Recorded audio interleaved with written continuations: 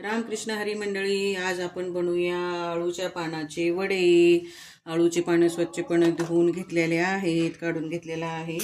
हे आहे डाळीचं पीठ, हिरवं तिखट आणि लसूण टाकून पिसले ह्याच्यामध्ये। हे आहे ओवा, काळे तीळ,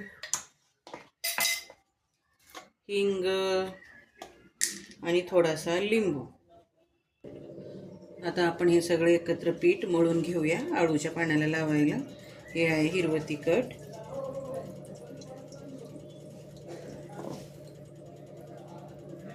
काळे तीळ, तुम्ही आपले पांढरे देशी तीळ पण घालू शकताय, माझ्याकडे नाही म्हणून मी काळे वापरते। हे आहे ओवा, थोडासा चोळून टाकायचा, थोडीशी हळद,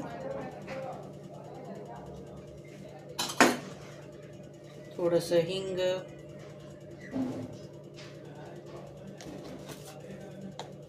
थोडासा लिंबू टाकून घेऊया की त्याने जेणेकरून आळूचे पानं घशामध्ये वेगळे नाही लागत खाताना।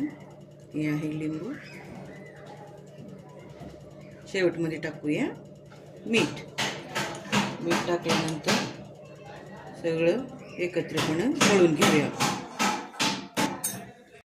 पीठ आपलं व्यवस्थितपणे मिक्स करून घेऊन झालेलं आहे, लिक्विड फॉर्म मध्ये करून घेतले।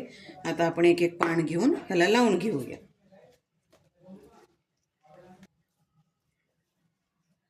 हे आता असं आपण लावून घेऊया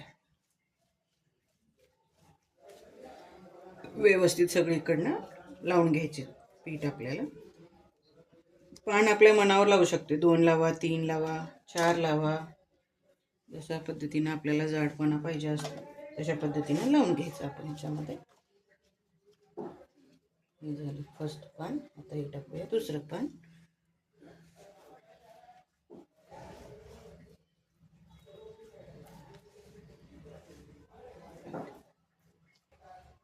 पान आपण आता फोल्ड करून घेऊया।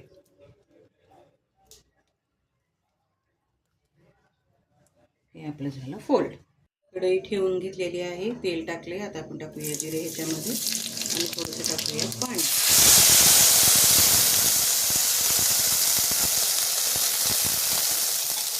पाण्याला उकळी येऊ द्यायची छानपैकी, थोडंसं मीठ टाकायचं।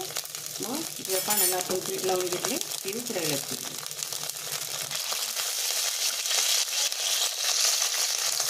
पाण्याला उकळी आलेली आहे, आपण आता ह्याच्यामध्ये पाणी ठेवून घेऊया।